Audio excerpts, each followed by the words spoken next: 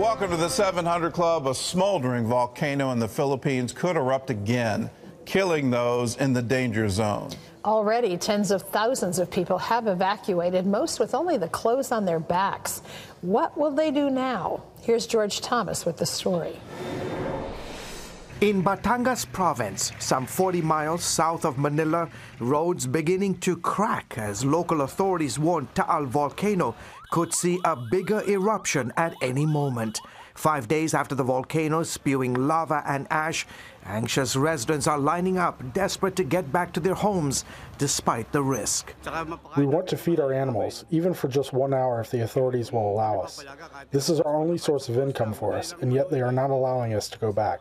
More than 120,000 people fled the province, many escaping with just the clothes on their back. We only eat if there are donations. If there are no donated relief goods, we don't eat. We can't buy anything because we have no money. We were caught by surprise. This is drone footage of Laurel, a small town blanketed in gray following the Sunday eruption. Homes, farms, and trees covered in ash. Late Thursday, CBN News reporter Lucille Talusan gained access near the volcano. This is the town of Talisay, and it is within the danger zone. And so as you can see, this is like a ghost town now because most of the residents here have been forcibly evacuated. Many of Talisay's residents and others now seeking shelter in the more than 350 evacuation centers. CBN's Operation Blessing teams working here around the clock since the volcano erupted are providing much-needed relief supplies like water, mats, hygiene items, food packets, and masks. To date, Operation Blessing has helped more than 1,000 families. Seismologists say while the volcano shows signs of calming down, the danger remains real and are urging authorities to keep residents a safe distance away.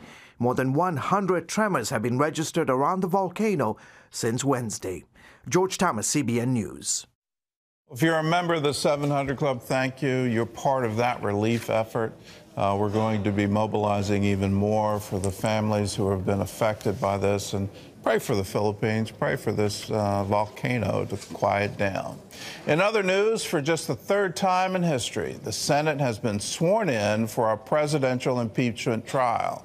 And starting next week, House Democrats make their case for removing President Trump from office. As Mark Martin reports, a few key senators could determine how it all goes.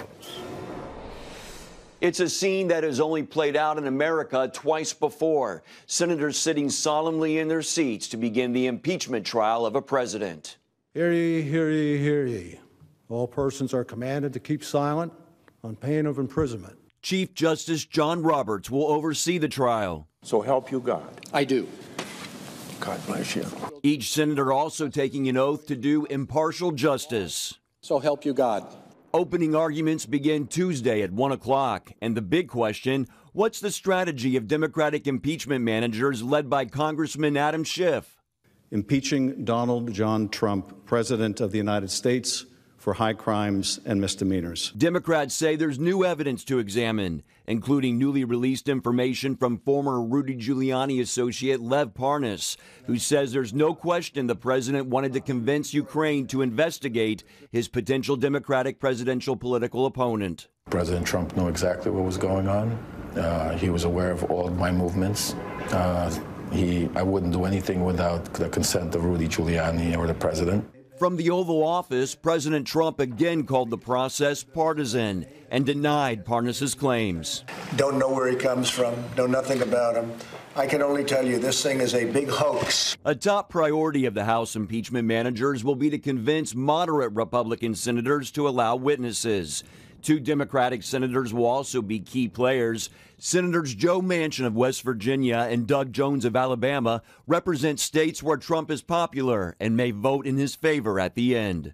Despite all the Washington intrigue about the trial, the president is widely expected to be acquitted. That's because it takes a supermajority, 67 senators, to convict, which would require Democrats to convince 14 Republicans to vote against the president. Mark Martin, CBN News. Well, this is going to get interesting. Is it historic? Yes. Is it political? Yes. And we already know the outcome before it even starts. And you wonder, what have we done? What have we done to the impeachment process? What have we done to our politics? Tune in at 1 o'clock on Tuesday is when it all begins.